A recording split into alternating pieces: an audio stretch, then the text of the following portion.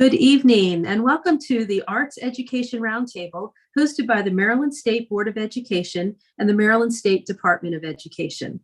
My name is Reigel McCusker and I am the teacher member on the Maryland State Board of Education. It is my pleasure this evening to facilitate this virtual roundtable and to welcome State Board of Education members, if we have any present tonight. I don't think we do, but if anyone pops in, I'm sure they'll let me know. Dr. Collins, who is here as the designee for Superintendent Chodri, who is moving between different engagements this evening, and hopefully we'll have an opportunity to pop in before we're finished this evening. Our roundtable participants and our viewers on YouTube Live. The State Board of Education and MSDE are hosting this roundtable in a series of roundtables and other engagement events to hear about your experiences and ideas for the future of education in Maryland. We are using this feedback to guide the development of a multi-year strategic plan that will implement the blueprint for Maryland's future and strengthen our public school system. Maryland's local school systems have long been recognized nationally for the outstanding arts education programs they offer for students grades pre-K through 12 in the 5 disciplines of dance, media arts, music, theater, and visual art. This is the time of year when arts educators around the state are wrapping up their spring exhibits and concerts and performances, showcasing their students' creativity and talent.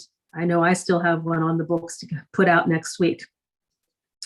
Many of Maryland's fine arts teachers will also be leading student enrichment activities this summer and engaging in professional learning opportunities offered by MSDE, arts education in Maryland schools, and other professional development venues. This evening, we will hear from students, educators, school leaders, district staff, and community organizations about their experiences with arts education and their ideas for innovation to better support access to arts programming in our schools. And now I'm going to turn it over to Dr. Collins, who is Mr. Chodri's designee for the evening, for the time being. Dr. Collins? I actually made it. Oh, you made it. Good evening, Superintendent Chodri. Welcome. Good evening. Right on cue. Yes. Right on cue. Yes. I am going to be drinking a Diet Pepsi every now and then. So I needed something cold. So just as a heads up. Thank you so much, Reigel. Thank you guys. As you know, we are in the middle of strategic planning. And one of the things I've heard loud and clear is that reading and math can't just suck up the time all the time, and social studies. We also need to think about what it means to educate our students and to build, Marylanders of the future. And that means making sure that arts is a absolutely crucial part of the educational experience. If you look at that survey question on the strategic planning survey, it says that the arts education needs to be a foundational experience of the K-12 experience. And that's intentionally written like that because I'm willing to bet that it's going to be majority support for that. And so but even if we support it in verbally or in spirit, doesn't mean necessarily our policy and our day-to-day actions would reflect that. So I want you to really speak your truth today, talk about what's working, what's not working, what we can do as we begin to implement the blueprint and refine the blueprint, and how we can make sure that the arts are an absolutely important element on the student experience, right? What does a foundational experience look like? And then, of course, you may want to play a trumpet, or you may want to dance, or you may want to pursue fine arts. And so what does that look like? While also ensuring that our students can also read and write well and understand history through a critical lens. So with all of that, I thank you guys for being here today. And I am going to pass it over back to Reigel and take a sip of Diet Pepsi. Thank you, Mr. Chodri. I appreciate it. Before we get started, I'd like to go over a few expectations and housekeeping items. We are live streaming and recording this roundtable on YouTube from 6 o'clock to 7:30 p.m., and your participation implies consent to be recorded. For our roundtable participants, please speak clearly and slowly for effective interpretation. When you're not speaking, please stay muted and use the chat function if we are running short on time and there are additional comments that you would like to add. As we transition into our questions, we are looking forward to hearing about your honest experiences and creative ideas for how we can better support arts education for all students. We have a lot to discuss and a limited amount of time for all of our participants to share. Each participant has chosen questions that are most important to them to discuss this evening. So we will be calling on you for those specific questions to make sure everyone is able to share. If you're viewing this on the live stream, you can use the chat to ask questions and make comments throughout the evening. We will try to address those towards the end of the roundtable, and MSDE will use that feedback to inform our planning as well. We also ask that you avoid mentioning the specific names of schools, teachers, school staff, and students in order to protect their privacy. As we get going this evening, I would like to have our participants take just a quick moment to introduce themselves briefly, and then we will get going right into our questions. And I'm just going to go down the list that I have. And Kimberly, could you please take a moment to introduce yourself? Hello, thank you for having me. My name is Kimberly Brown. I am a visual arts teacher for P to 5 in Montgomery County Public Schools, and this is my 20th year of teaching. Thank you. Thank you, Kimberly. Michael? Good evening, Superintendent Chodri, Ms. McCusker, and Dr. Collins. I'm Michael Bell, Supervisor of Visual and Performing Arts, World Languages, School Library Media, and Service Learning for Queen Anne's County Public Schools, in addition to being the 2022 National Art Education Association's Eastern Region Supervisor of the Year.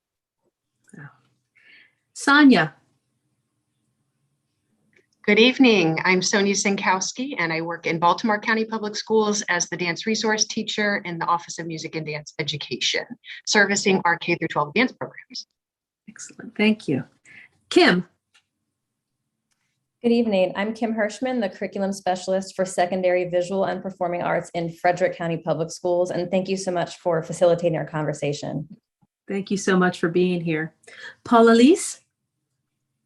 Hi, I'm Elise. I'm a visual arts educator in Montgomery County Public Schools. I teach pre-K through 5th grade, and I'm also the founder of Anti-Racist Art Teachers, and I also serve on the Maryland and the National Art Education Association's Equity, Diversity, and Inclusion Commissions. Thank you. Allie? Hello, I'm Oliver Krueger. I'm the director of Interact Story Theater. We're an educational theater company based in Maryland. We work statewide with students pre-K through 12 in theater, music, dance, and multidisciplinary arts. Excellent. Thank you. Kristin? Hi, I'm Kristin Tyler. I am a dance teacher at Queen Anne's County. I am also the lead teacher for performing arts in Queen Anne's County and department coordinator at my school. Excellent. Thank you. Has Sanae joined us yet? Not yet. Okay. Jessica?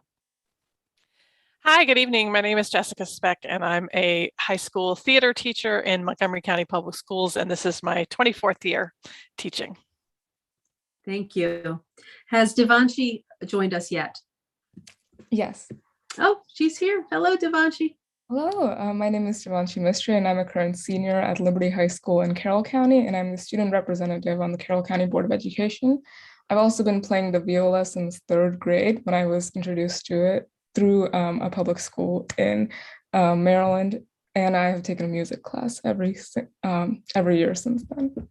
Javanchi is a Roundtable veteran. Remember, she did the first one with me ever, right? Yes, yes. Javanchi is quite a force of nature and an absolutely outstanding student voice. She has been a pleasure to watch. Thank you. Thank you, Javanchi. Amelia? Yes, hi, I'm Amelia Rampashad. I'm a senior at Frederick County Public High School. I attended the Academy for the Fine Arts program for 3 years, and I've also completed my Associates of Arts through my programs at my county public high school. So Awesome. Wow. Thank you for being here. Randy? Good evening, everyone. To my colleagues, my creative friends, and community members. Randy Rump, I'm the supervisor of pre-K-12 for Montgomery County Public Schools, so all 5 content areas. Pleasure to be here, and thanks for the opportunity. Thank you. Stephen? Hi, I'm Steve Berger. I am the technical director of the Public Playhouse, but I have been a K through 12 theater teacher, a teaching artist, a professor, a lighting designer, arts administrator, and I am an officer of Maryland Theater Education Association. And I'm very thankful to be part of this conversation. Thank you. You've done a lot. Tia. Hello, my name is Tia Thomas. I am a student / graphic design apprentice at Wide Angle Youth Media, which is a nonprofit based in Baltimore, Maryland. We use the arts to cultivate change. Awesome. Awesome. Great. And Julian. Hi, I'm Julian Lazarus. I am a theater teacher in Montgomery County Public Schools. I'm also the president of the Maryland Theater Education Association and an associate professor at UMBC. Thank you for having me. I appreciate it. Thank you so much for being here. Well, let's launch into the questions. I know some of you have told us which questions you're particularly interested in. Javanchi, I haven't seen if you have put anything down for any specific questions, but if there is a specific question that you want, pop that up in the chat so they can let me know which one to make sure I cue you in on, okay? Thank you. All right, so our first question this evening. Describe student access to learning about fine arts and developing related skills through school. What is working well, and what will you do to make improvements? And let's go to, we'll start with Sonia. Great. So I think it's important to start with the working well part of the conversation, because there's certainly a lot in Maryland that is working well related to arts education. And when we heard that word foundational, I love that word. I think adding the word sequential to that would make it even more powerful. So we have arts programs, as you heard from a student already, where the students are able to continue that path from whenever they start to whenever they want to finish. And in some cases, that's an exposure that they only receive through their public school education. So they have access to the arts education because it's a program at their school. And it may be the first time that they're ever taking that course. So I think that's powerful. We want to keep that access, expand that access, reach more students who may not have the opportunity to have private instruction or instruction outside of the school building. And that's something that Maryland has done really well. We're building upon very strong standards. We've worked very collaboratively among all of the people here at the Roundtable and more to develop a really strong sense of what that looks like, the sequential education, going beyond exposure, beyond exploration as a middle school student, and really developing that excellence, that entrepreneurship as a high school student, really allowing students to keep getting deeper with what they're learning through the arts. And we know that will transcend their arts learning. We know that will service them well as they go on to any career field in 21st century thinking and education. And so we certainly want to build upon that. And the last thing that I just wanted to add in terms of what works well is really involving student voice. Giving our students that agency to say, I want to take this class. How can we make this work? And I want to make sure that that's a part of the conversation moving forward, that we're not limiting the student voice by making it a little bit more challenging for them to continue. If that's something they really have a passion for, it helps to connect them to their school building. It helps to strengthen that school culture. It's a way that the school will be stronger if the students really want to be there and want to take classes. So those are a few things that come to mind. Again, just building upon a really rich history that we have here in Maryland, and we know we could do more. Excellent. Thank you, Sonia. Lots to think about. I understand that Sanae has joined us and has also asked to answer this question. Could you please come on and introduce yourself and then weigh in on the question? Hi, my name is Sanae. I'm an alumni of Baltimore School for the Arts at Baltimore City Schools, and I'm also an advocate at BIAC, Baltimore Youth Arts Advocacy. Personally, I think there are a lot of things that we're doing well. In Baltimore City Schools, I think that a lot of things that we're mainly doing well is making sure that the youth are very aware of how to advocate for themselves. But I hope that one time at some point that we can get to a place where we no longer have to advocate so heavily for ourselves, because a lot of Baltimore City schools actually still don't have all disciplines available at their school for a lot of kids to take. As of like 2019 data to 2020, schools offering each discipline, there was only about 8% and 10% of schools offering both dance and drama. And I just think that we have a far way to go so that our kids can have they can have space to be able to express themselves in schools, and also have space to be able to set up a career for themselves so they can be able to apply to the colleges that they need to. Excellent, excellent. I think that dance in particular is something that we see missing from a lot of schools. Thank you for touching on that. Elise? Hi, yeah. I'm So sorry. one thing that I think Maryland really excels in is providing students with quality curriculum and instruction, especially with visual arts. I really appreciate how the focus has shifted more towards the creative process rather than the product. And I actually utilize often in my classroom, Maryland State Department of Education's the creative process map in all of my lessons. And I think that that's really important because no matter what field students go into, creativity and critical thinking skills are essential. And those skills are really sometimes only developed in the art classroom. And unfortunately, I've noticed over time that a lot of students tend to kind of struggle with that autonomy and creativity because they're so often just sitting there and being told what to think and what to know. And there's not as many opportunities in the day for them to really think for themselves and kind of think outside of the box. And I kind of want to think about how can we further continue to nurture those skills with our students, not only within the arts, but also outside the arts and throughout the day. And another thing I kind of wanted to address was funding. So in order to provide a robust arts program, we need the funding to do so. And unfortunately, that funding is not equitable across the state and even within districts from school to school. There are certain counties that I know do a really great job of providing required minimums for the arts for funding per pupil, but then there's also oftentimes no feedback given, and it's kind of up to the discretion of the principal.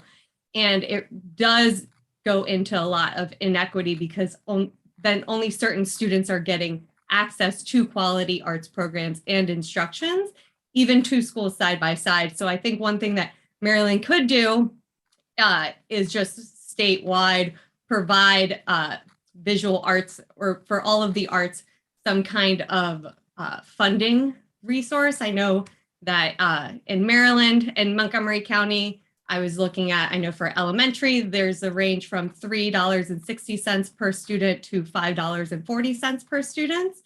And being able to give that guidance statewide, I think would be helpful because even with that guidance, I'm still having to ask my principal, like, hey, this is what the minimum says. And not everyone is that advocate, right? So how can we make sure that we're just providing that equitable funding throughout the state? Excellent. Thank you. Can we hear from Jessica, please? Hi, thank you. It's great to follow up and talk also about the high school experience. I think right now the Maryland state requirement of 1 credit of fine arts for graduation is excellent because it shows that it is a core subject and that students understand that it's something that they need to experience before they graduate. And we do have lots of students who go way beyond that 1 credit in their study of many of the disciplines. At the school where I am, we have students who take classes in multiple disciplines. In terms of the support for the arts, I think I would just like to agree that there is not an equitable distribution of the different disciplines. I think we have excellent programs in art and music from the pre-K level all the way through high school. But I think that dance and theater could use programs that are supported throughout the K through 8 experience in a way that's more robust than currently exists. The curriculum, I believe, is there, and there are standards that I think can build wonderfully to what we want to do at the high school level. But I don't think that those experiences are had by a lot of students, particularly as a high school teacher in the middle schools that feed into our program. There's not even extracurricular programs in theater at every school that I've worked at. And I would say, lastly, having worked on different parts of the county, there's definitely different kinds of experiences based on the specific school community. And I think that it would be great to find a way to make all of those experiences equal and provide equity, regardless of what kind of family situations and extra experiences students come into our school programs with. Yes, excellent point, because you really do see disparities in what families that are able to financially support some of these large theater programs are smaller, and it shouldn't be dependent on the community. Yeah, excellent point, Jessica. Julian?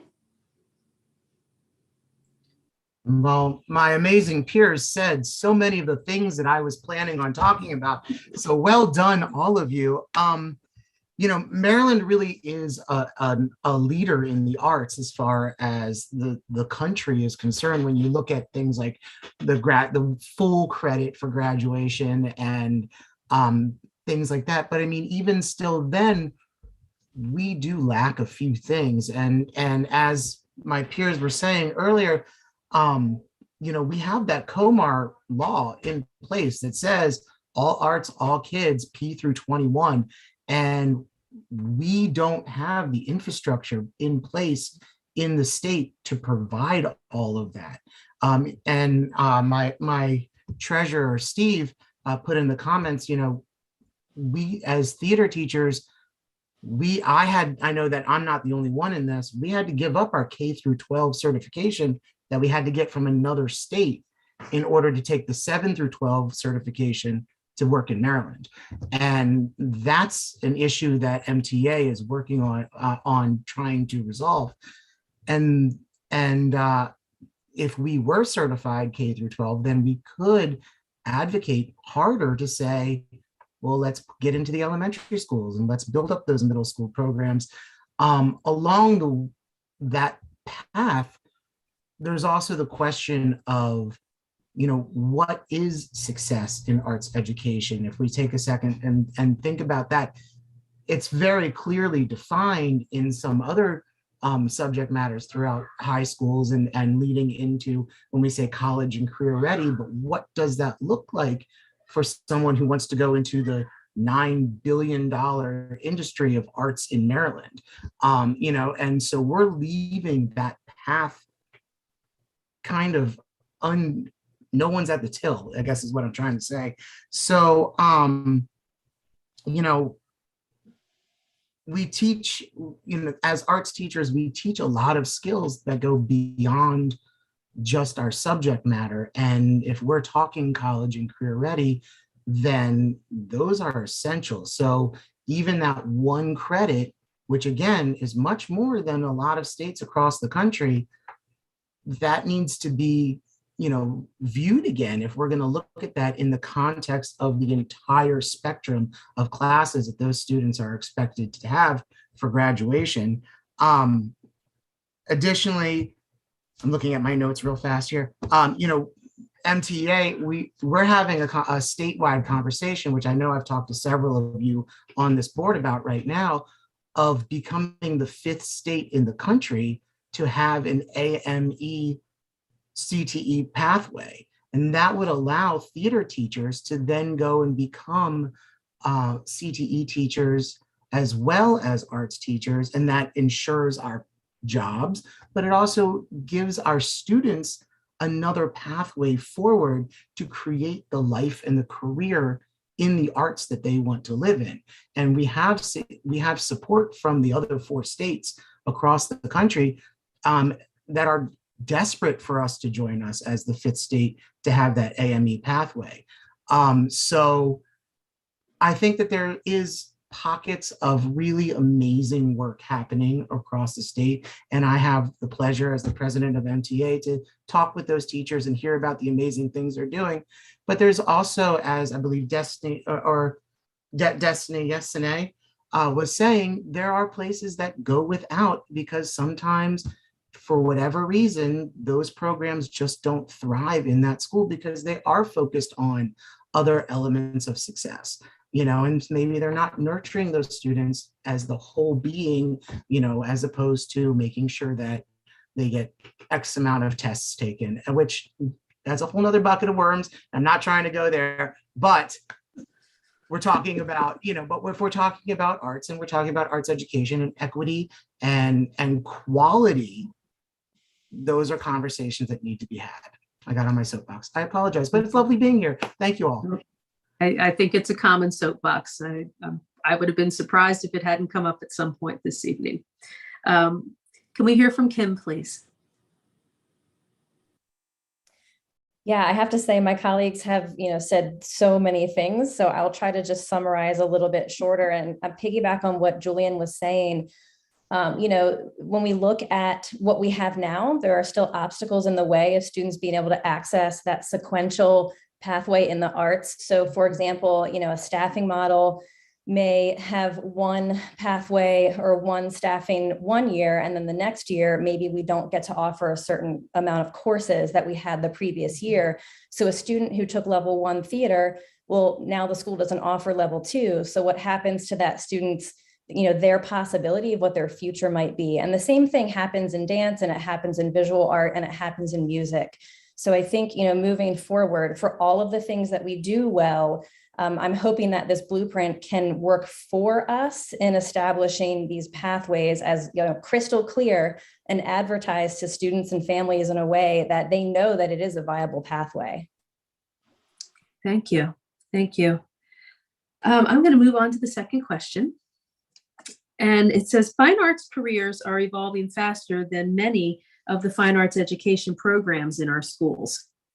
How can arts education align programs with industry needs and diversify fine arts programming in schools? And Allie.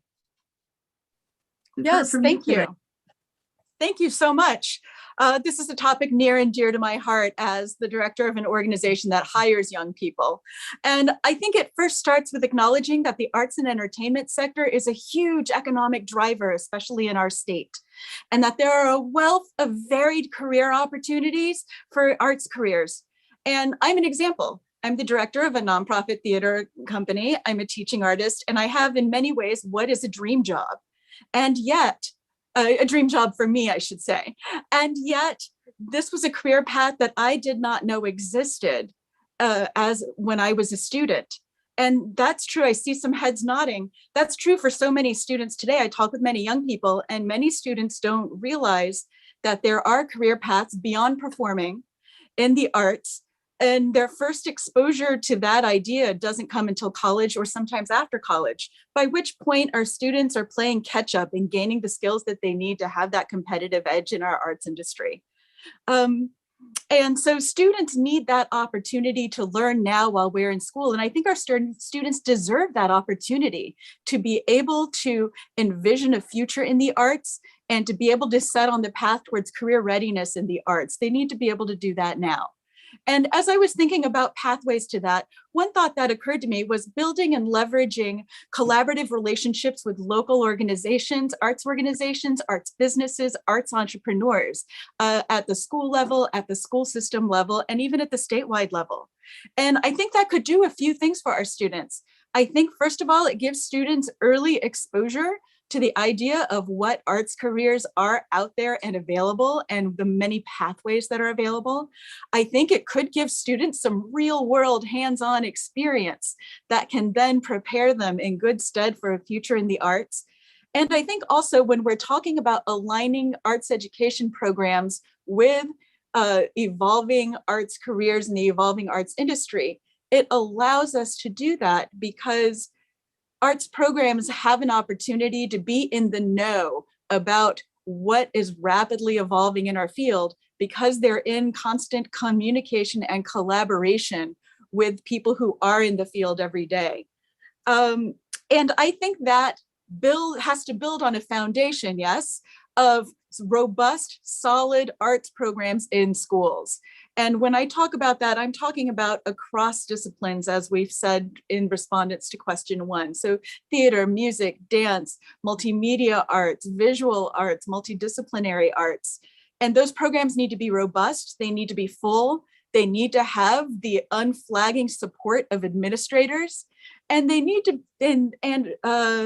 that support also needs to extend to the teachers and leaders of those arts programs, so they have the flexibility to adapt and be responsive to the changing and growing needs of our industry as it happens.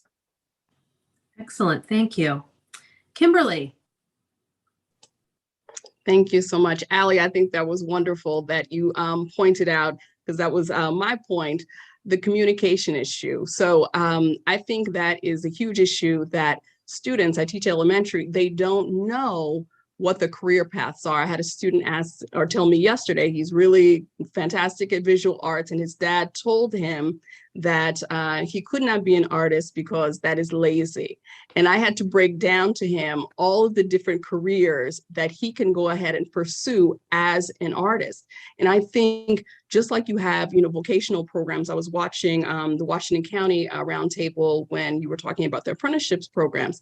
There needs to be programs for the visual arts or the visual arts or just arts across the board through high school, through elementary. So students are aware of the pathways. I mean, this is an issue of not knowing, and this is an issue of not valuing the arts. I mean, that father clearly thinks that if my son wants to be an artist, he must just be a studio painter, and there's no way he's going to make any money, or there's no way he's going to be able to make a living.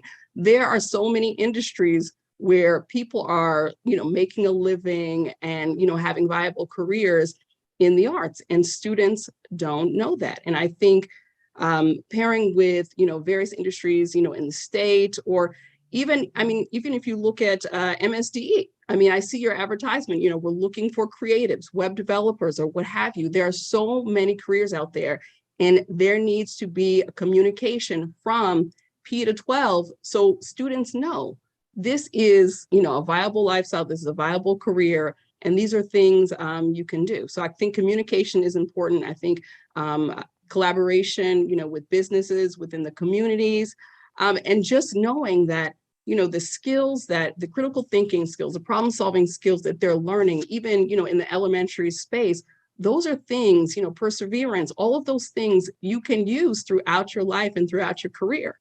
And those are things that, Paul, Elise, we both teach elementary.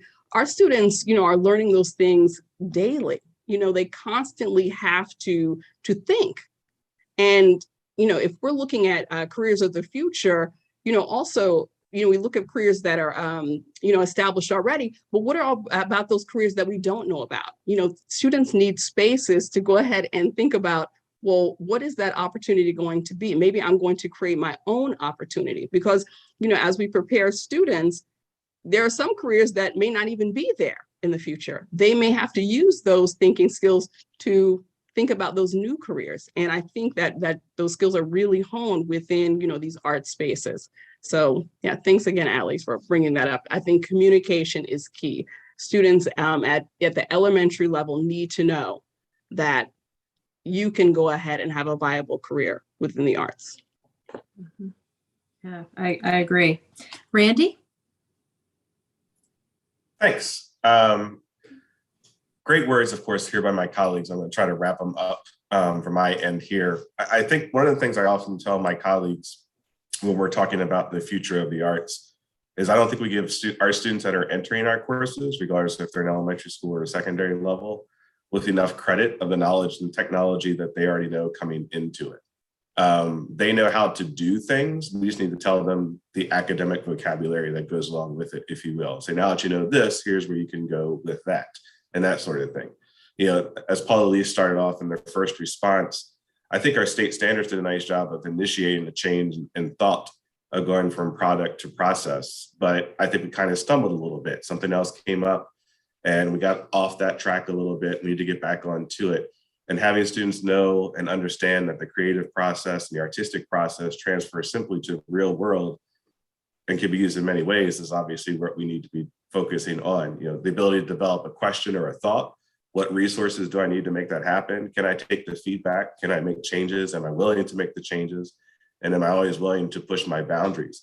And as Ali was saying, what are those opportunities besides those that we see in the spotlight, if you will? Those are the ones we always hear about, but what about the person pulling down the Sykes and changing bulbs or whatever the case may be, right? There's always something that's going on behind the scenes that play into this as well. And our traditional PK-12 curriculums in most schools and most systems don't have those opportunities. We have pockets where they might be there, but on a grander scale, and then we go back to, as we were talking about in question one, around the equity side of it and the access side of it.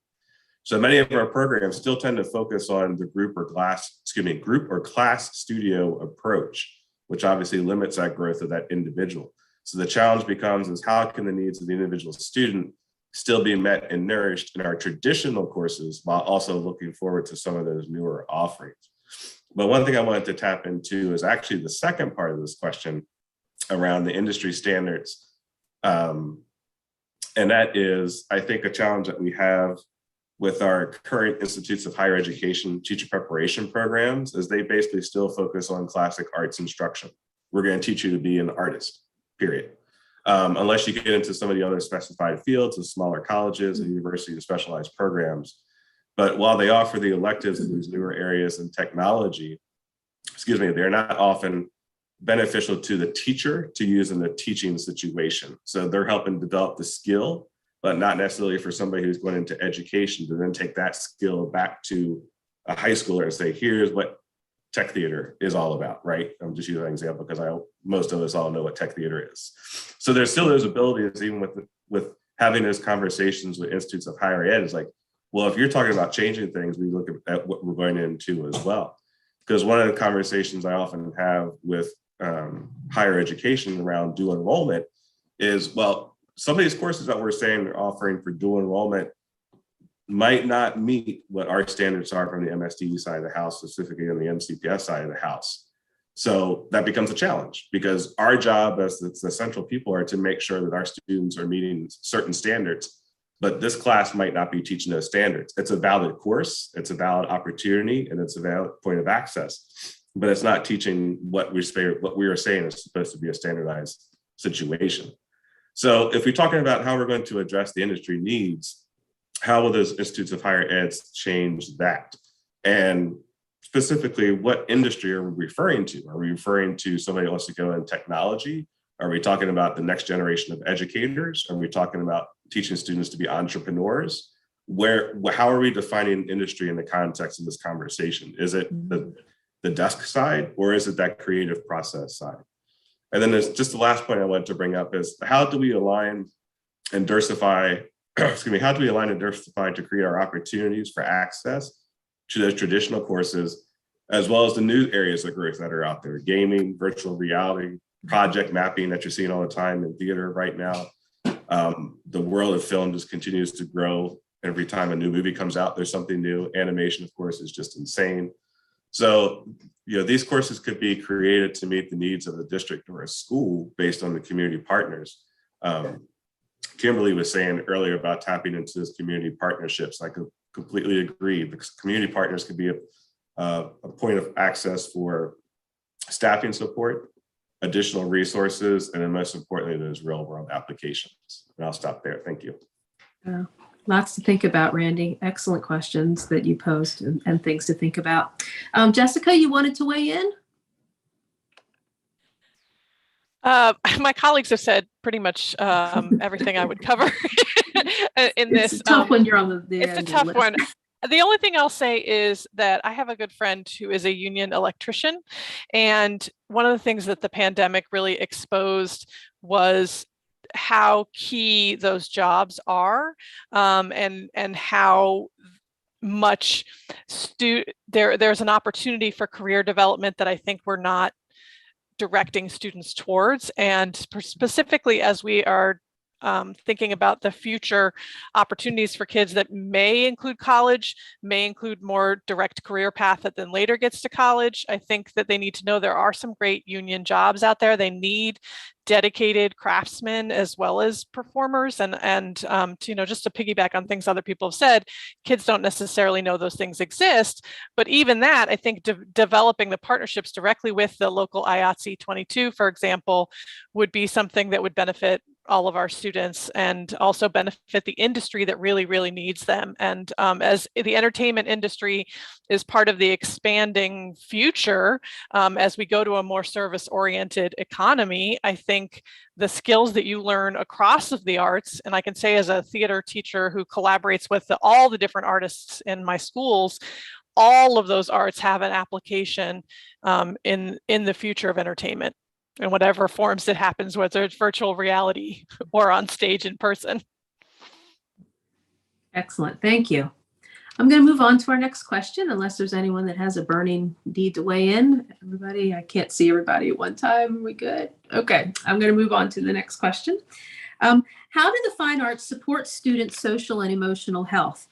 What are the best practices and what improvements are needed to better support the social and emotional wellness of students through fine arts education? And I'm certainly hoping to hear from some of our students.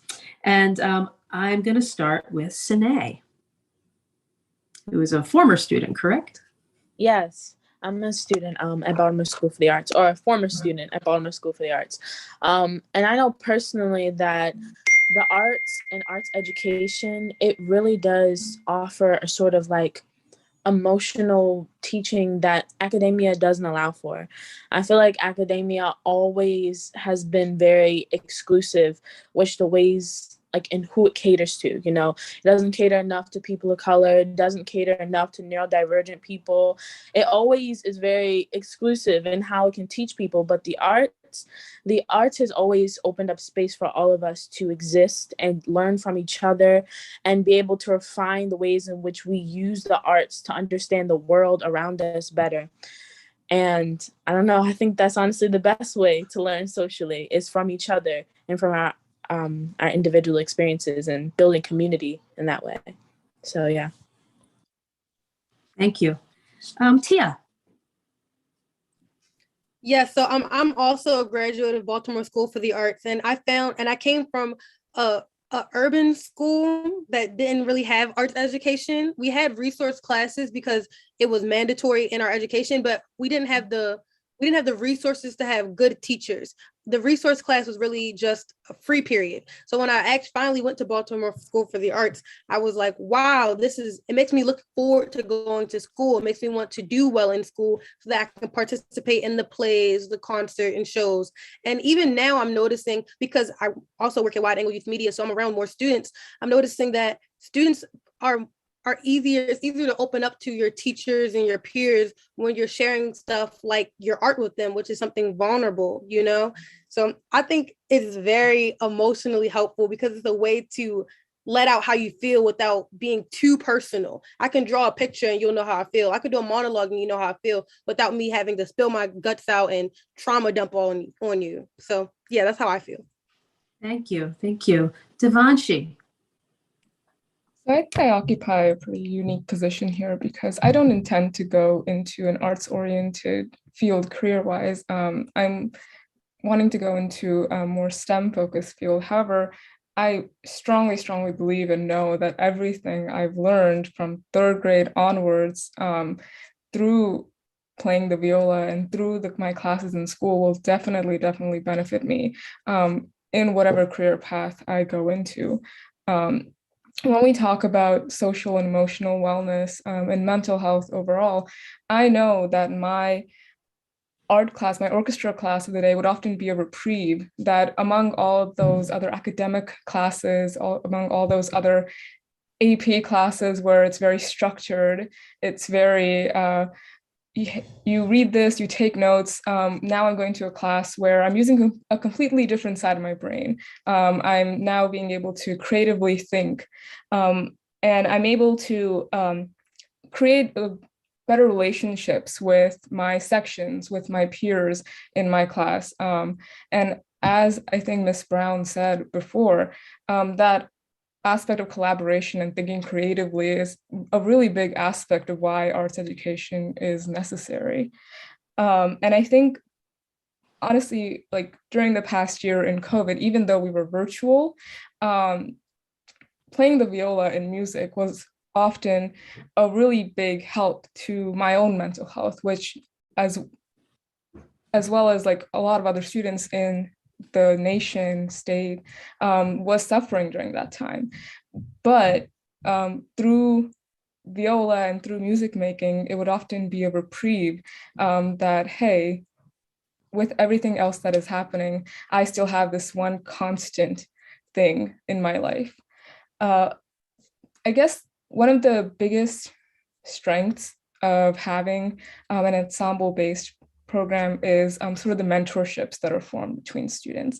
And I guess that also goes into expanding sort of the equitable opportunities, because I'm in a class where we have students from all spectrum of proficiency in playing. And we have students from 9th grade to 12th grade. We're all in one class together.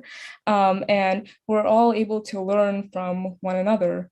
So if an older student is more experienced, they're able to teach the younger student of how to develop this technique.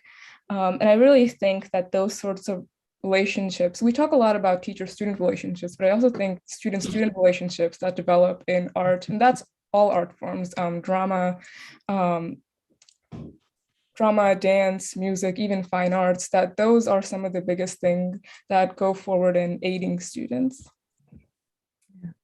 Thank you, Javanchi. As a weighing in as a parent and children who have been in fine arts and ensembles, and these are the places where they have their posse, their group, their little, the place where they're accepted by their peers in a way that they aren't necessarily in other places, and they help each other. And it's just been tremendous for me as a parent to see that kind of camaraderie and mentorship among children in fine arts programs. So let's hear a little bit from the teacher perspective. And can I hear from Kristin, please? Thank you. So I have written myself a script to try to stay on task here with time. But I did want to mention, with everything we've talked about tonight, that this beautiful space behind me is all thanks to a supervisor who 21 years ago said, we will have dance and theater on the Eastern Shore. Yeah. And so I have to say that it was all because of that I've been here for 21 years now in this awesome space. I graduated from this school, so this was 2 computer labs when I went through here. Dance was not an option. It was only visual arts and music. So I'm so glad that we are now full-time theater and dance programs as well in Queen Anne's. So to share a couple of my thoughts tonight on question 3, the reason that I responded to this is because it spoke to my heart. Every day I see how dance serves an outlet for my students to express their emotions and feelings. In my class, they find their voice through movement. They're free to create and express themselves, which leads to a newfound confidence and a better understanding of self. Encouraging them to think outside the box, asking them to stretch themselves, to try something new, or giving them space to make mistakes, and then taking the time to reflect and learn from those choices are only some of the ways that I challenge my kids to use the creative process for self-expression. Built into those challenges are numerous ways to collaborate with their peers, insistence and persistence that we are all a part of a team, here to support each other, breaking boundaries and social stigmas at times, to work as a cohesive team. While building a sense of community is important in my classroom, so is the understanding of their value as individuals, each coming into this community with various skills and experiences that make them who they are. Because I know my students so well, I can encourage them to use the tools I've taught them in dance to help them move through emotional challenges, situations, or experiences. For example, I had a student several years ago who was personally touched by the school shootings occurring across our nation. She took that fear and that anger and that grieving process, collaborated with her peers, and turned it into a dance piece using students in desks who would dance and express their feelings towards the events, at times holding up signs commemorating the schools and the victims involved in those shootings. Prior to attending this roundtable, I asked my students to think about what dance means to them, how dance has helped them to express themselves. Is dance a reason that you look forward to coming to school?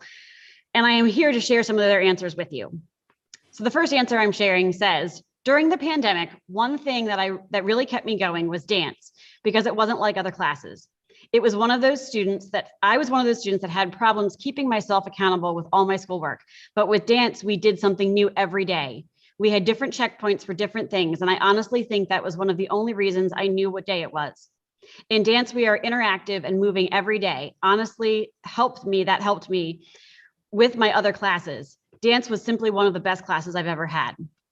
Another student wrote, dance in many ways helps me with my social and emotional well-being by being able to express myself through dance and seeing others expressing themselves. We have the freedom of creating our own stories with the dances we perform, and spreading my emotions to another human being by doing something I love empowers me to continue with it. Having this class makes me want to come to school. One of the things that I enjoy most is how this is a judgeless zone. The collaboration we have with each other, the family we've made, the care for one another, and the care that gets put into everything and anything we do. I have several other sentiments that I'll share as well. I'll try to be quick. Dance helps me socially as it creates a special, separate, and safe environment that I want to keep in 24/7. What I enjoy most about dancing is the fact that we can not only work as a team, but express ourselves and watch our dances come together. As an athlete, I am usually extremely stressed and rushing things. In this class, I may not be the best dancer, but it helps me become more creative and feel like I'm able to express myself. I'm not the best with words, but in dance, you don't need words. You can just express yourself through movement. I really enjoy dancing because it's an emotional outlet for me to let everything out. Dancing with older, more experienced dancers also gives this sense of family and having older siblings. It really makes me enjoy doing or going to school. Dance helps me to process what I'm going through because I can dance my feelings, and as I dance, I can let myself improv and move my body so I can process and think through what I'm experiencing and going through. Dance is a reason that I look forward to coming to school because I can come and let whatever I'm feeling out while also strengthening my technique and extra practice. I can let myself relax and know that I can have a rough day and come to dance, listen to the teacher and just express myself without a word, or talk to my dance teacher and ask for advice, or just let it off my chest. 2 more, that's it. Dance is one of the best classes that I've taken in a while. It not only helped me learn different things surrounding different genres of dance and movement, but it also taught me how to make friends through similar interests. Dance really helped me open up more socially towards people and happens to be part of the reason I enjoy school, which is why I'm hoping to take it further as a pathway. And last but not least, dance has helped me a lot socially and emotionally because it helped me learn how to trust others when it comes to working together for dance. Dance is a reason I look forward to coming to school because you get to move around and aren't just sitting in a desk, especially if you're not an athletic person, or especially if you are an athletic person. So that's just some of the words of my students. I can't even begin to tell you how that touched me when I gave that prompt and asked them to journal and give me some feedback. And I wanted to be able to share that with you tonight. These are the things that we are doing so well and the reasons why we really need to make sure that arts are important in Maryland schools. Thank you so much for sharing those students' perspectives.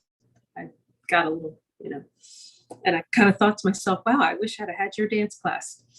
It sounds like a wonderful, welcoming place. Can we please hear from Allie? Thank you again. So I'm coming at this from the perspective as an arts partner. Our company not only produces and creates original theater that really deals with a lot of social and emotional learning, but I also am coming at this as a perspective of teaching artists working in the classroom. And one thing that I'd like to sort of touch on is the importance of the arts and social emotional learning for our early childhood populations, for pre-K and K. And this came to mind because recently, over the past month or two, I've been working in a lot of early childhood environments in the wake of COVID. And we have seen firsthand that actively engaging in the arts, whether that's responding to the arts as part of an audience, creating art or producing art, or even just engaging in arts experiences in either the fine arts classroom or the general education classroom, that this really fosters a whole range of social emotional skills. The projects that I've been working on have been exploring texts, ideas, and emotions as actors. And we have seen that in that opportunity that our children, especially our very young children, are building these really important skills that they haven't had an opportunity to practice in isolation. So not only being able to sort of look at things, to draw text to self connections and to sort of look at things from somebody else's perspectives, but even the basic things such as how to function in a group, how to take turns, how to understand the importance of other people's feelings, how to be aware of yourself in space, in the personal space, and how to be aware of others.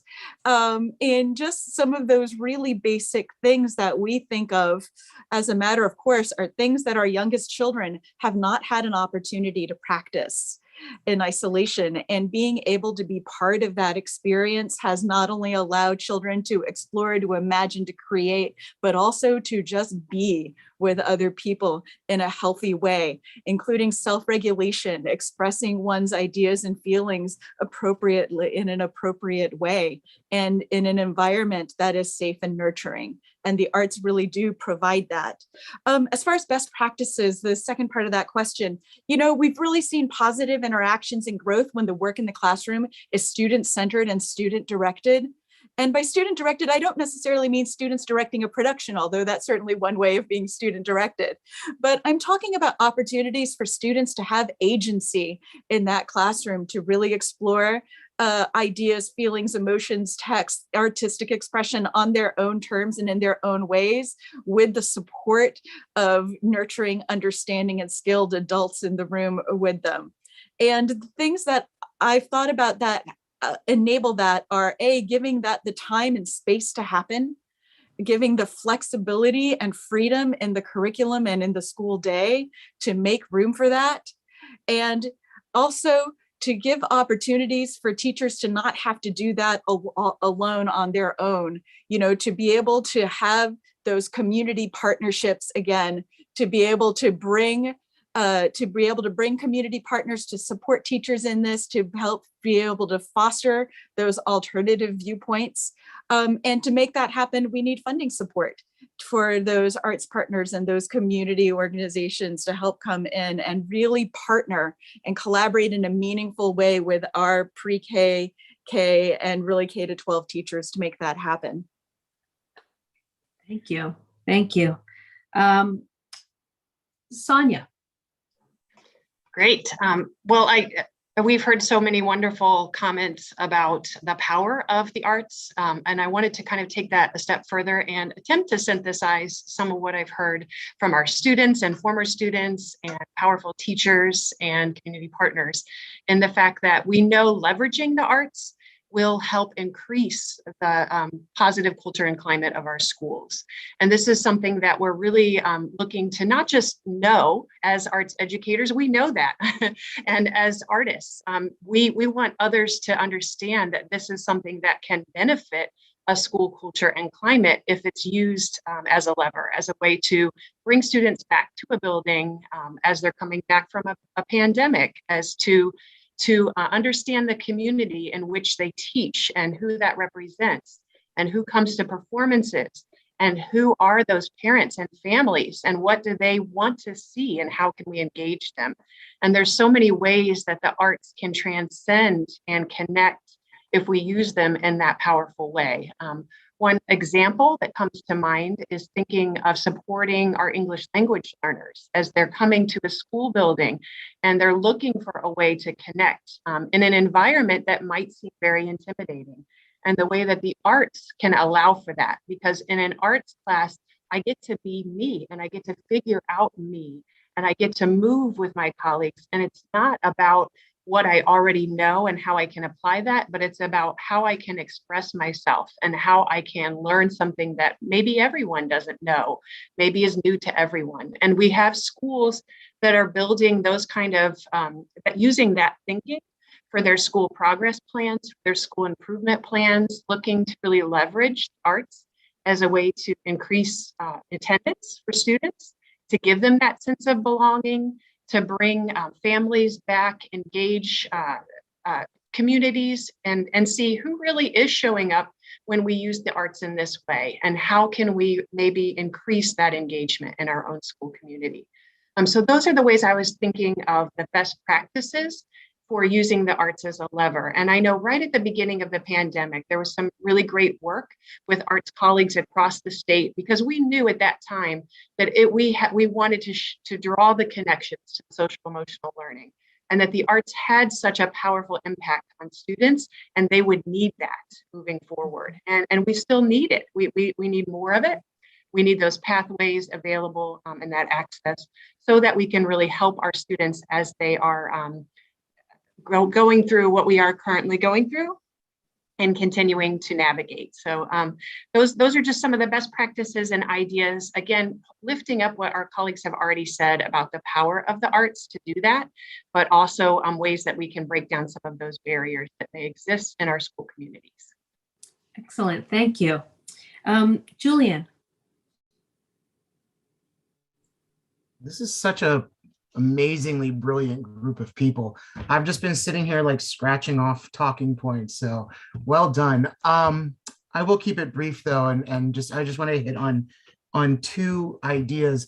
When I'm working with pre-service theater teachers and new theater teachers and mentoring them, I talk about how arts teachers are responsible for three things, regardless of the discipline.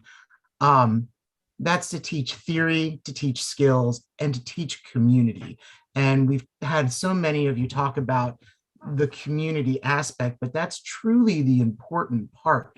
We talk about 21st century skills, and we talk about creating families and creating support structures and creating that emphasis of why some of those students come to school, like the reason they are there in the building. But we also need to talk about how a lot of times the arts are applied knowledge. And somebody touched on it earlier where, when we're discussing what skills are those students bringing into the space, that's applied knowledge. They're using their math and they're using their reading, because we're all reading teachers, they're using their skills, their science skills, their engineering skills, and even other arts forms, they're bringing those to the table.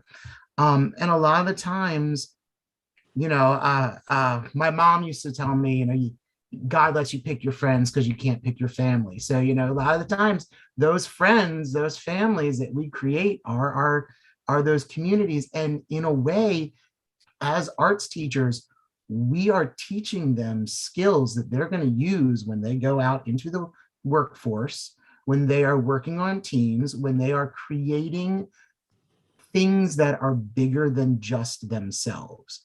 And that's invaluable skills. You can't put a price on those skills.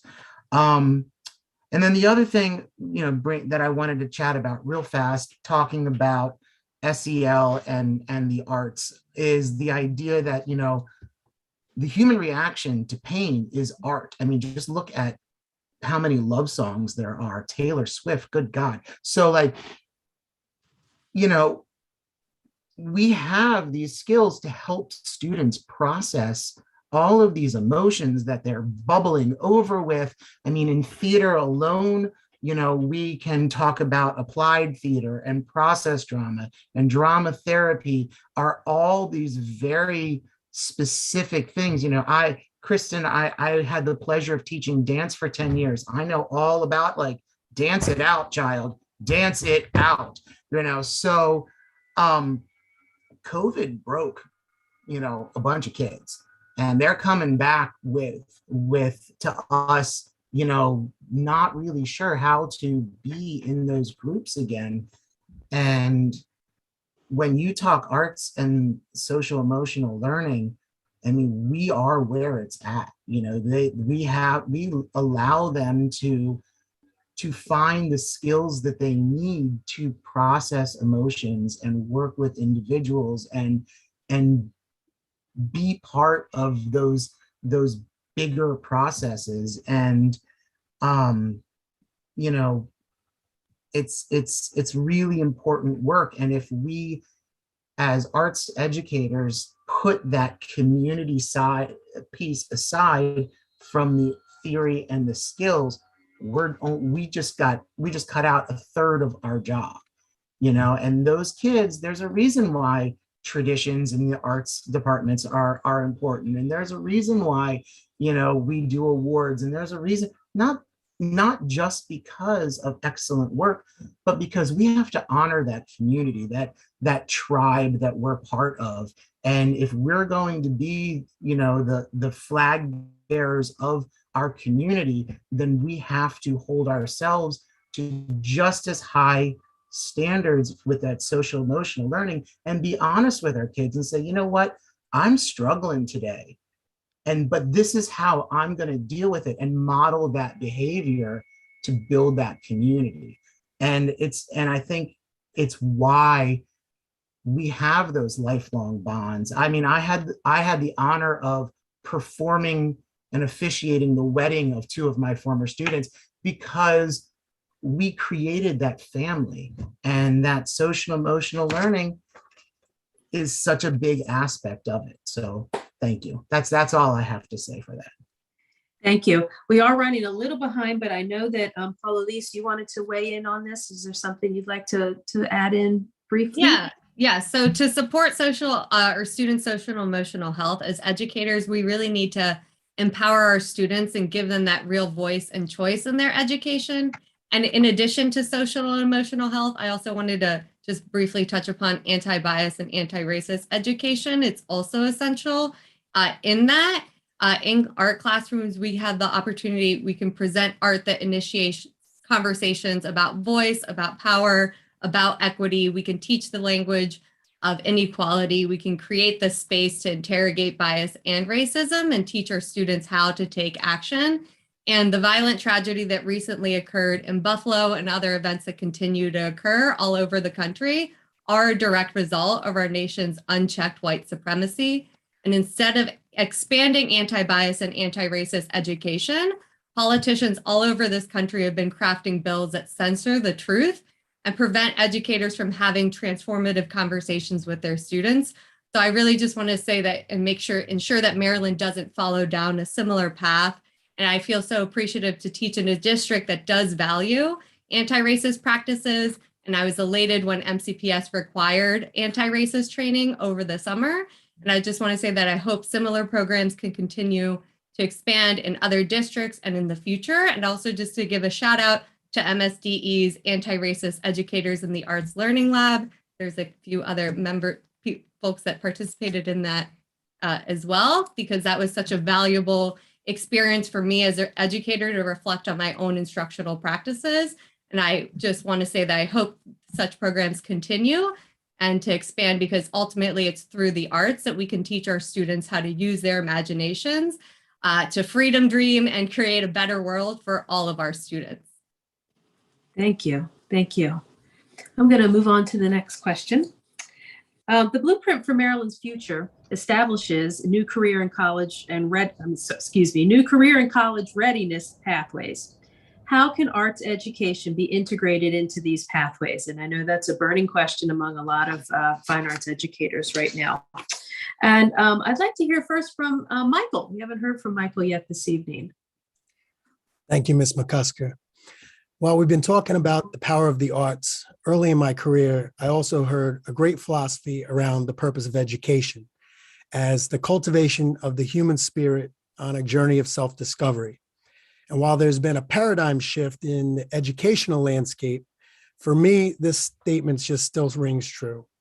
And while there's no explicit language built into the Blueprint for Maryland's Future for the Arts, the college and career readiness pathway could be a place where the arts can help Maryland be transformative for all.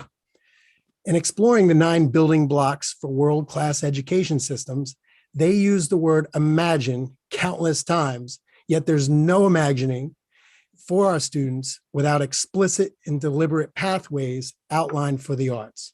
After all, self-discovery is rooted in expanding our imagination and our creativity. And how better to create hands-on, vibrant experiences than through deliberate college and career readiness pathways with options across all 5 art forms. This is a pivotal time for us. And Maryland has been considered a leader in arts education across the nation.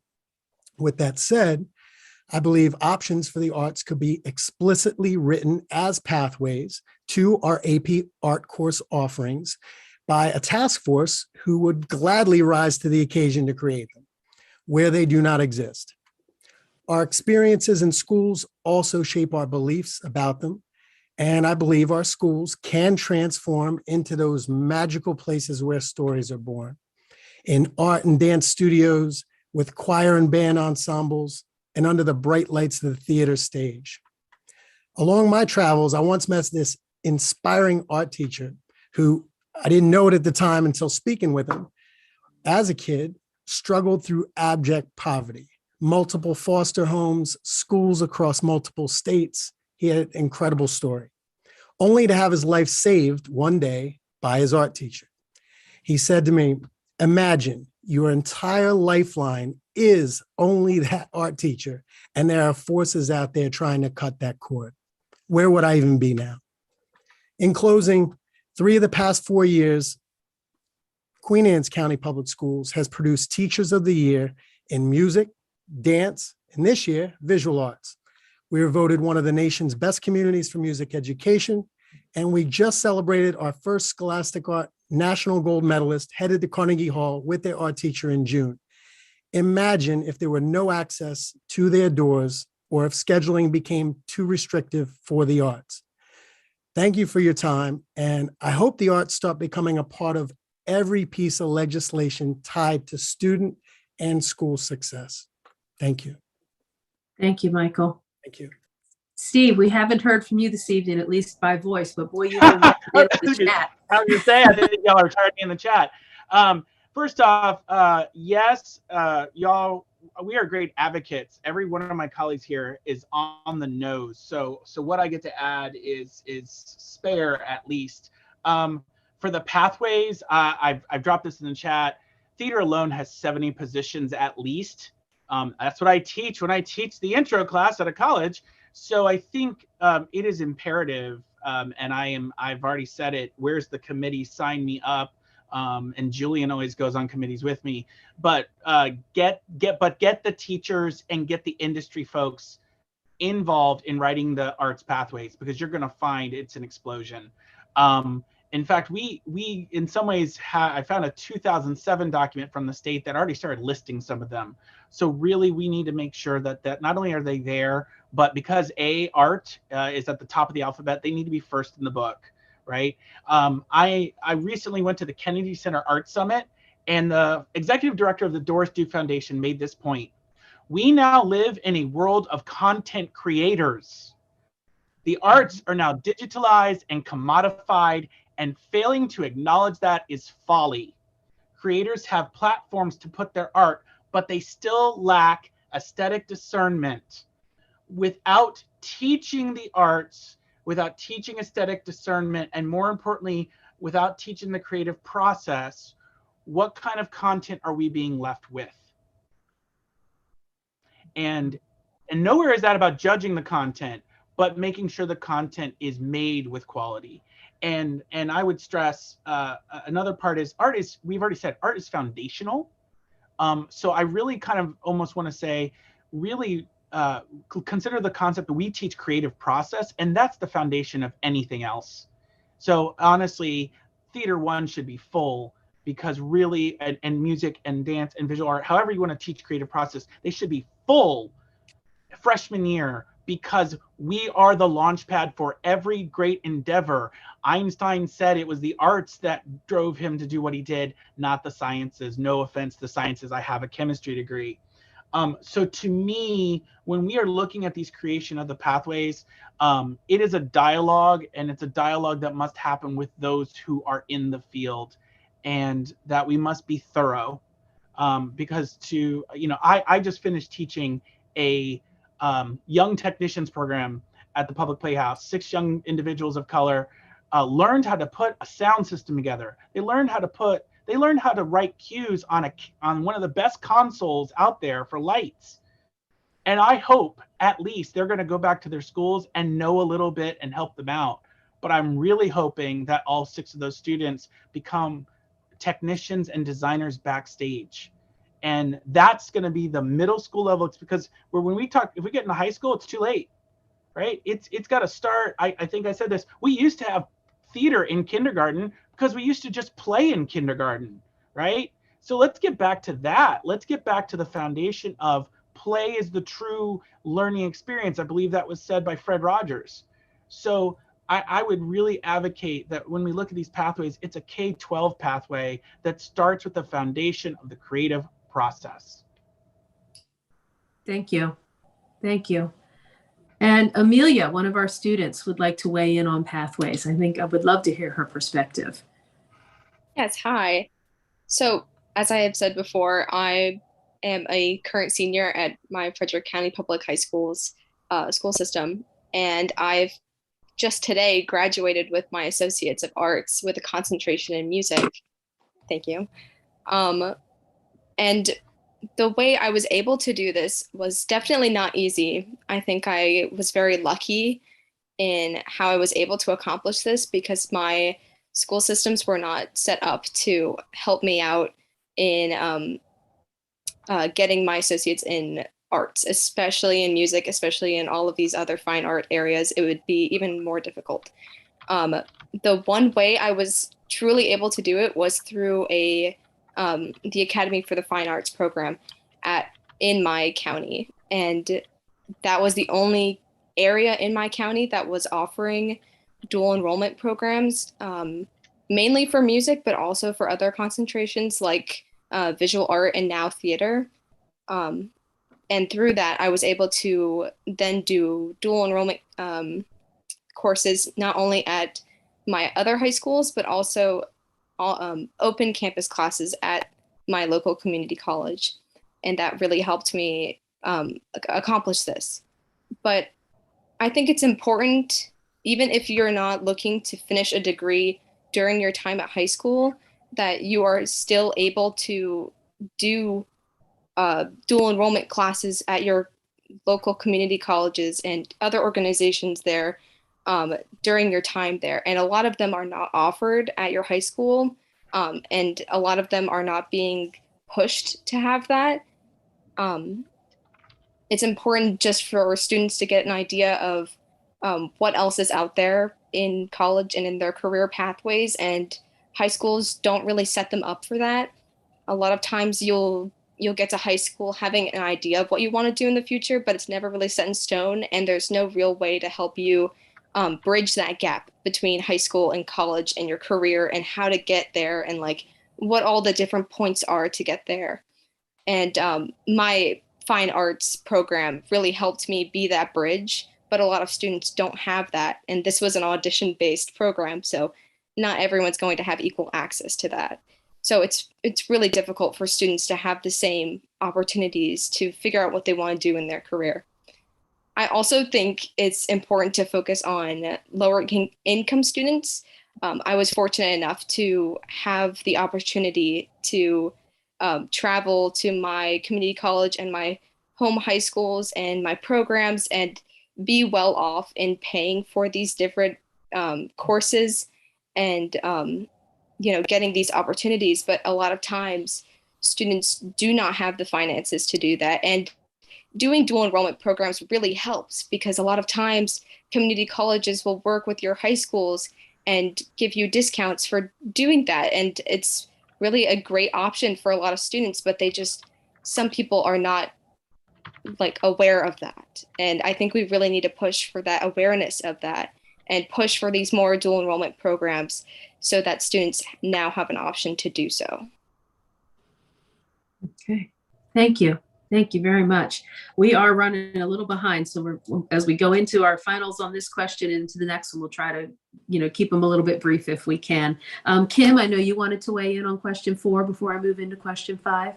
Yes, thank you. And I will try to condense it. And Amelia had a great setup because she is a student who did take a dual enrollment experience in fine arts. And she mentioned that it was a little bit difficult. So one of the things I want to do with my brief time is actually dig into the Maryland Blueprint language. And I'm glad that this space is here because if anything I say is incorrect, I hope that it's just taken as feedback and it is a perception. So if I'm inaccurate, it might be a perception that we have as arts leaders across the state. And maybe the conversation needs to go in a direction so that we are clearer on what is in the blueprint for us. But in my reading of the blueprint, the post-CCR pathways have 3 possibilities. There's the AP-IB pathway, there's the dual enrollment pathway, and there's the CTE program pathway. So a couple of concerns.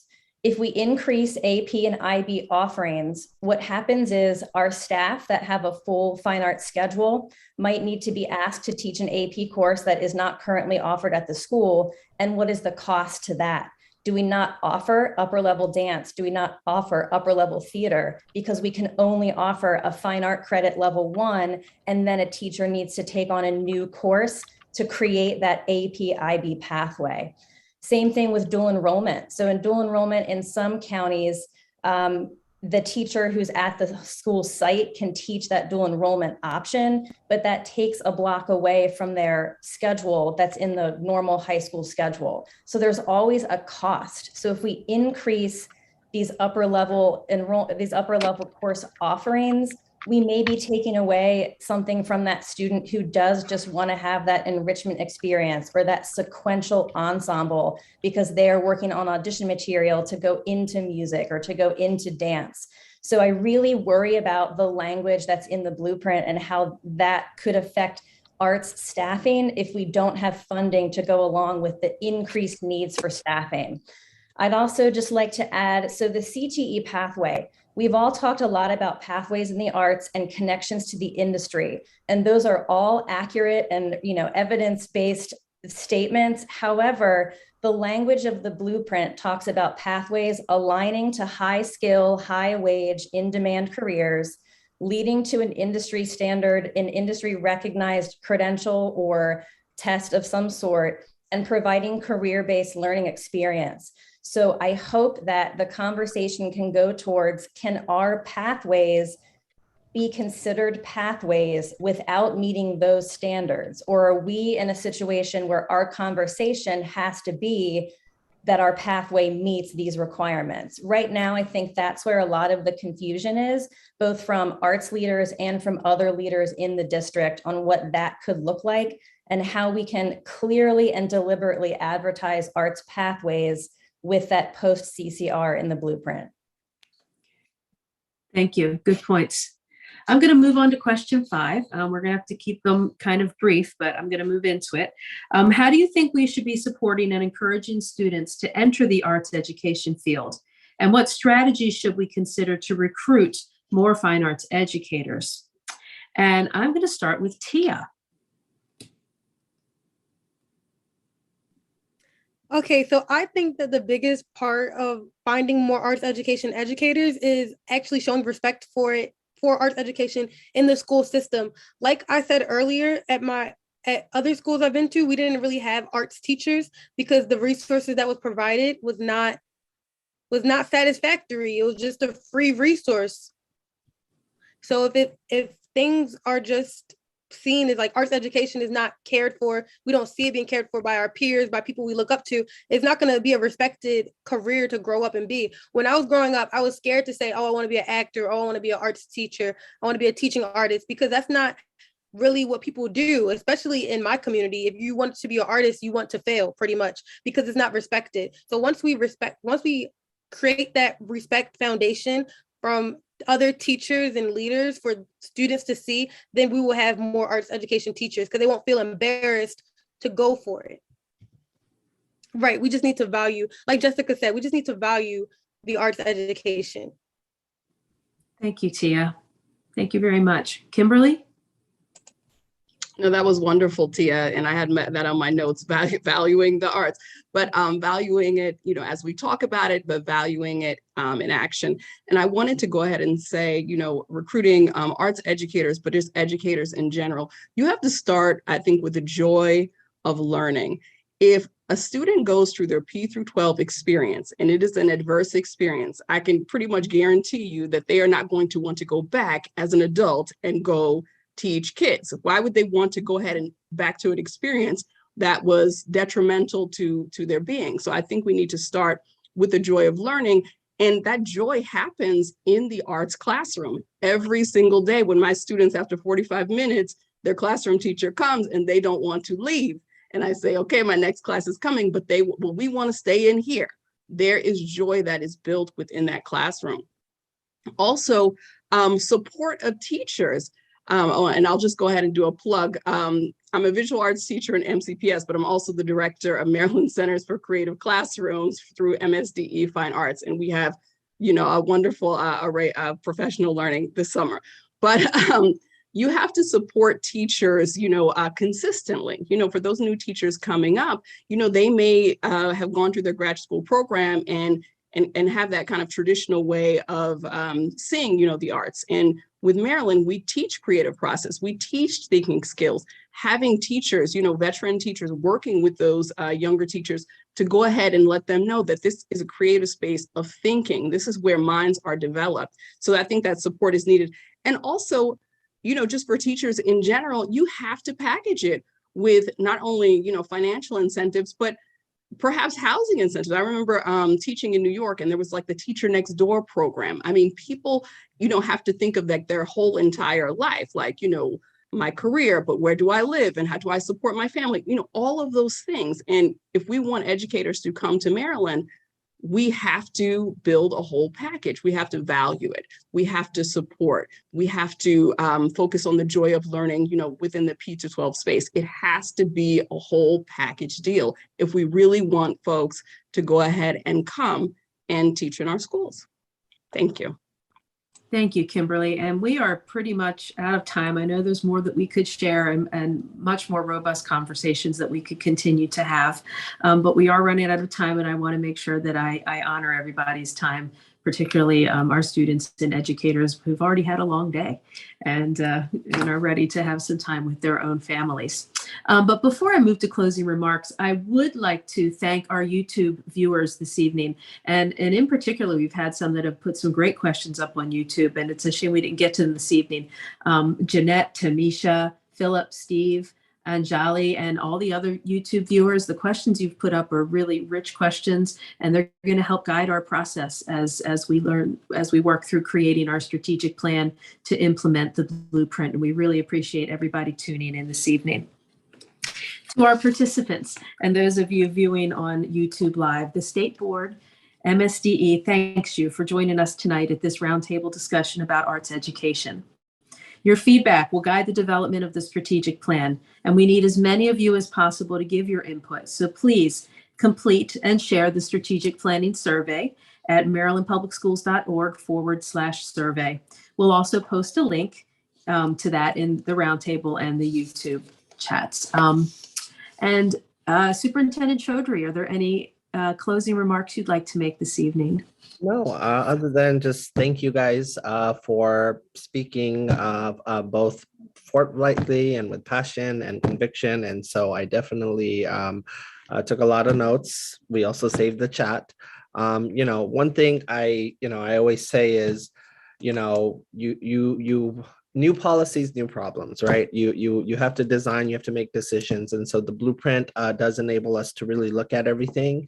And so our goal is to get it right. But, I will always say, even getting it right, it means getting it wrong for some people. And so, because there's no such thing as just universal agreement on things. But, I have worked in district settings where we completely redid, we said in every feeder pattern, I've only worked in districts that are 90% Title I. So, for me, I've seen what affluence looks like against a district that is in dire need and impoverished poverty. And so, and I mean like high depth of poverty. So for us, it was very important to see what does it look like to build foundational pathways for all of our kids, regardless of feeder pattern. And, one of the things we started with is like, we're going to make sure music and fine arts is true in every elementary school. That just took a lot of work just to pull that off, right, with resources. And then we built off of that, right? So, and right now, the offerings don't look the same. I have been everywhere in the state. I have one more place left to go to shadow a student and spend a day. It's Howard County, but I have done 23. I started in Western Maryland. I have been to Liberty High School. I have been to schools in West Baltimore. It does not look the same everywhere. And so that is a whole other conversation as well. And so these are the challenges that we have. I love that the students called out, like oftentimes these advanced programs, because of all the way selective admissions works and cost works, they essentially shut out impoverished kids. And so I appreciate you both, the students, calling that out. And then just, what does the pathways look like, especially the CCR pathways, right? We want to make sure our students are able to jump into, either higher ed or jump into a field that does enable them to make a livable wage, right? Like that does matter to many of our students. So that tension and what that looks like is what we're going to try to figure out. And so I appreciate this conversation and many more to come. Don't worry, one of my bosses on the state board is an art teacher. And so there's a lot of things that we can figure out. And so I have to figure out. And, thank you for being on this journey with us, and know that it is top of mind as we look into, figuring out what I call the blueprint generation. Thank you so much. I really appreciate your time. Thank you, Superintendent Chodri, and thank you again, everyone, for your time this evening. And as Mr. Chodri said, he does have a boss who works in the arts, and he and I have conversations, and we're gonna make sure that we figure out ways to create pathways to this very lucrative. What is it? How much is the industry in the state, just in the state of Maryland, and to make sure that children have those supportive places and welcoming environments available to them from P all the way to 12. So thank you, everyone, for the robust conversation. I appreciate it very much. Please contact me, Rachel.McCusker@maryland.gov. If you have any more that you want to add, I will make sure that I get it to the right people. Thanks, everyone. I appreciate your time.